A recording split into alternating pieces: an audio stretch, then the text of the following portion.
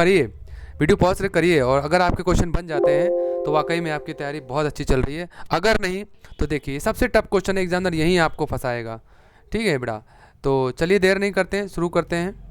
1 minute में pointer ले लेता हूँ, बस आपको बिल्कुल मज़ा आने वाला है इस क्लास में, एकदम शानदार तरीके से क्लास को करेंगे। ठीक है, तो चलिए देर नहीं करते हैं, क्वेश्चन करते हैं। देखिए पहला क्वेश्चन पढ़ेंगे आप।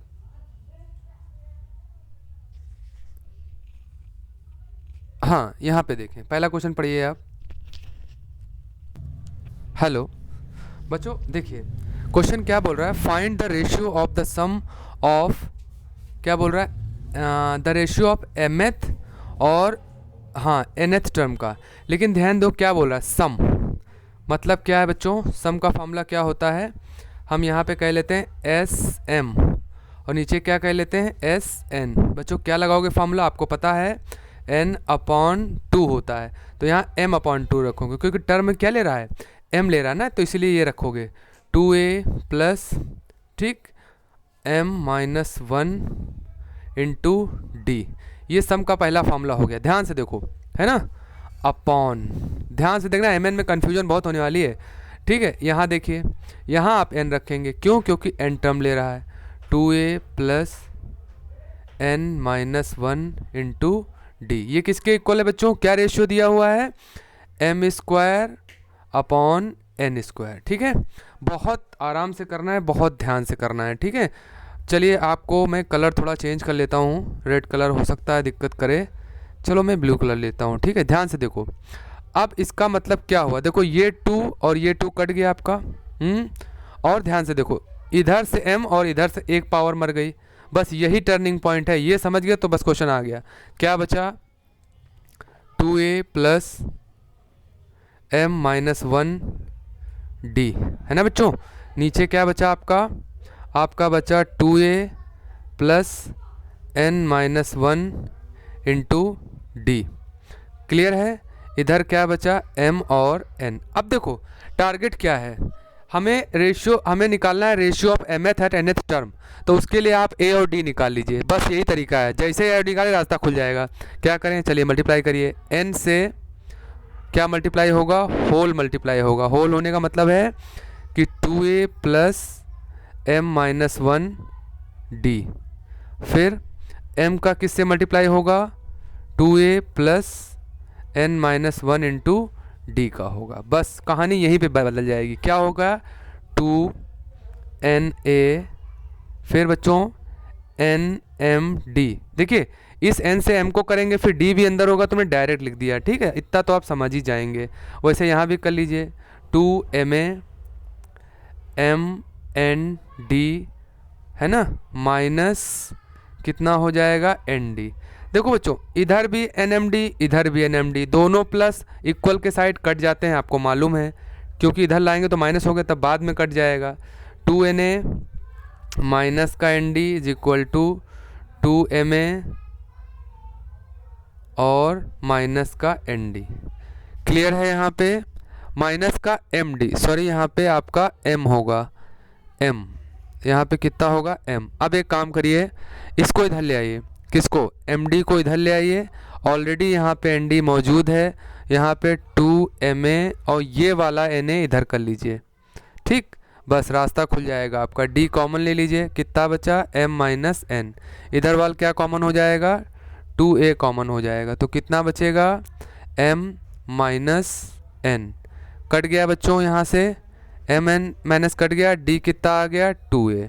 अब आप देख लो क्या निकालना है, mth टर्म और nth टर्म का रेशियो निकालना है, तो tm क्या होगा बताओ आप, tm और tn, m क्या होगा, a plus m-1 into d upon में a plus n-1 into d। ध्यान से देखोगे तो क्या मिलेगा, a ही रखिए प्लस m-1, d की जगह पे क्या रख सकते हैं ऊपर से, 2a, बिल्कुल सही बात।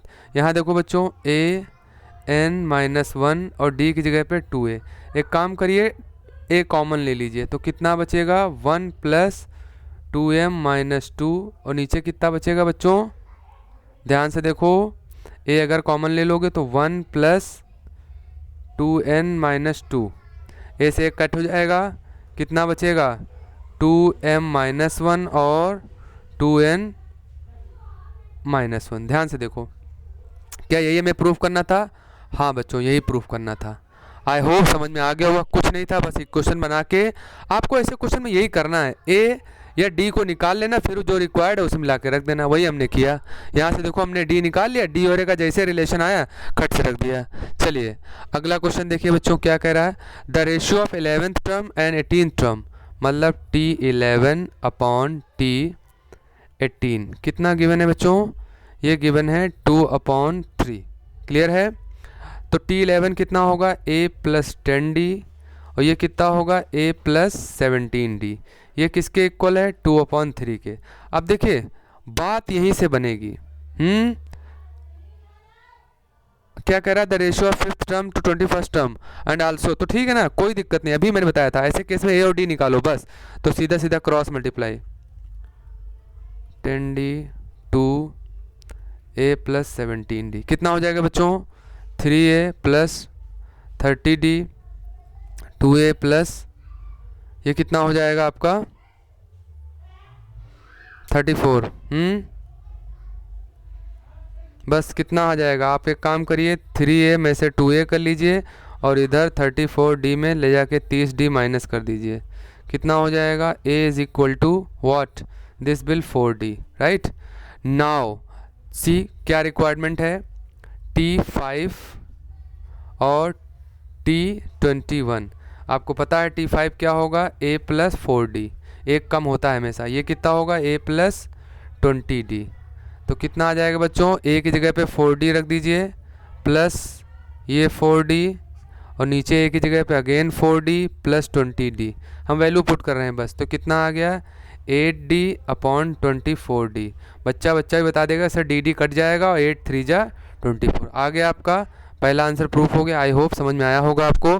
दूसरे का आंसर आप मुझे कमेंट करिएगा, ठीक है, हालांकि दिया हुआ है, करके बताइएगा, नहीं आएगा तो बताऊंगा मैं। चलिए अगला क्वेश्चन देखिए। Ramkali required 2500 after 12 week to send, मतलब उसको 2500 रुपये चाहिए होगा 12 हफ्ते बाद, ठीक है। She saved 100 rupees first week, बच्चों उसने 100 रुपये पहले हफ्ते बचाए, फिर हर हफ्ते 20 रुपये बढ़ाती गई, यानी अब अगले हफ्ते 120, फिर अगले हफ्ते 140, और लास्ट में है ना उसको कितना चाहिए होगा? 2500 रुपये, ठीक। Find whether she will able to send her daughter 12 week या नॉट। चलो देखो क्या करेंगे हम, 12 हफ्ते बाद, यानी टर्म कितने हैं बताइए? n हमारा 12 है, चेक करिए, a हमारा 100 है, सम निकाल के चेक कर लीजिए, n upon 2a plus n-1 into D. Check करो बच्चों, 12 अपॉन 2